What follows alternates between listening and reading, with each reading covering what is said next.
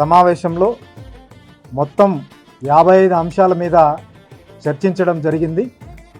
వాటిల్లో 47 అంశాలను ధర్మకర్తల మండలి బోర్డు ఆమోదించడం జరిగింది. 2 అంశాలను వాయిదా వేయడం జరిగింది. 1 అంశాన్ని తిరస్కరించడం జరిగింది.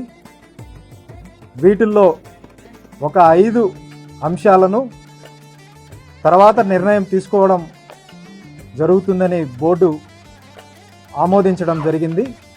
వీటిల్లో ముఖ్యమైనటివి భక్తుల సౌకర్యార్థం అధునాతన క్యూ కాంప్లెక్స్ నిర్మాణానికి తీర్మానించడం జరిగింది. అలాగే శ్రీశైల క్షేత్రంలో ఒక దివ్యమైన భవ్యమైన 108 అడుగుల అర్ధనారీశ్వర విగ్రహం నిర్మించాలని చెప్పి ఈ ధర్మకర్తలి మండలి బోర్డు ఆమోదించడం జరిగింది.